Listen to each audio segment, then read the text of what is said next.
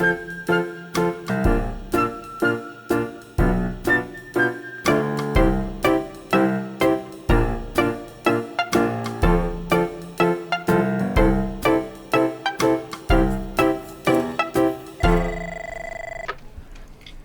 of Research Compliance and Integrity, this is Becky.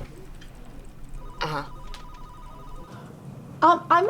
gonna put you on hold for just one sec. Perfect, thanks.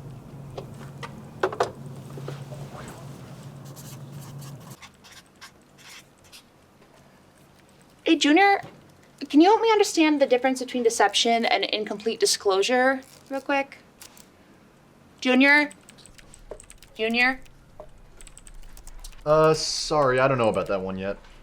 Junior claims he doesn't know this stuff because he's new, but he's been here for literally 2 years. They keep asking me about all these ORCI guidelines and stuff, but it's so hard for me to keep track of, being new and all.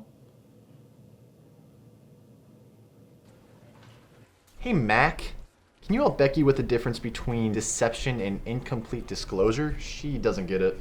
Yeah, I can do that. I've explained this to Junior at least 3 times. So, sometimes in a research study, it requires that the participants don't know or fully understand the goal of the study. This is to increase reliability and prevent against things like the Hawthorne effect. Hawthorne effect? Is that like a Game of Thrones thing? No. That's when research participants know that they're being watched or they know the goal of the study, so they knowingly or unknowingly change their responses, right? Exactly.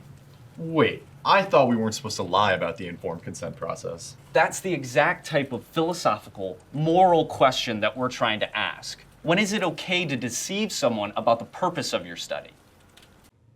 Philosophy? I don't know anything about philosophy. I studied musical theater. Minor in dance. Yeah, that's what someone was just calling about, actually. They want to know the difference between deception and, the other one. Using deception or incomplete disclosure requires some type of benefit to the scientific community. Sometimes the data that you want to collect cannot be collected without the use of these methods.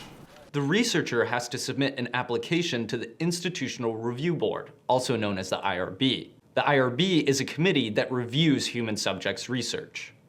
In their application, researchers need to clearly state that they will be using deception or incomplete disclosure within their study and why it must be used.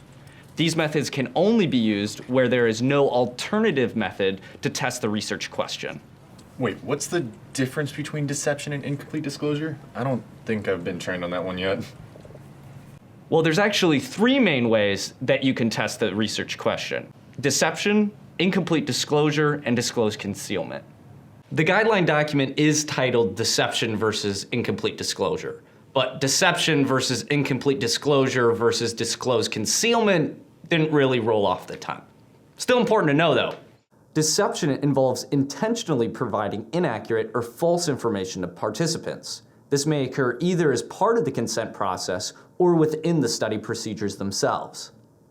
An example of deception would be where the participant is given a cover story that falsely describes the purpose of the study, but provides a feasible account of the researcher's objective.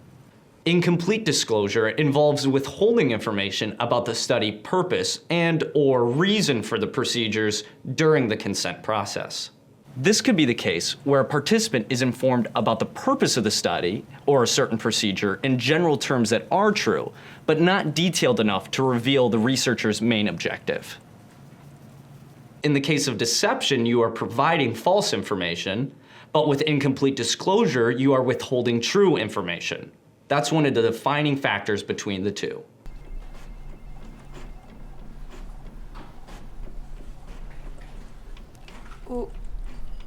Wait, Maybe an example would help. Incomplete disclosure can be used to withhold the type of information that a researcher is looking for, but it cannot be used to withhold what the participant will do. For example, you can withhold from the participant that you are studying something like reaction time or bias, but you need to tell them that they will be clicking on a green dot on the screen or doing word association. If you did not tell the participant what they are going to be doing in the study, the IRB would likely treat that as deception. Researchers can also use disclosed concealment. This involves withholding certain information about the study from participants in cases where subjects consent specifically to the lack of disclosure. As in, you tell the participants that they are not receiving all the information about the study, and the participants consent to that occurring. It's like that one time I asked Junior to stay late to help with that really important budgeting project. But really, I just needed him to vacuum up the crushed pretzels that he left all over the office.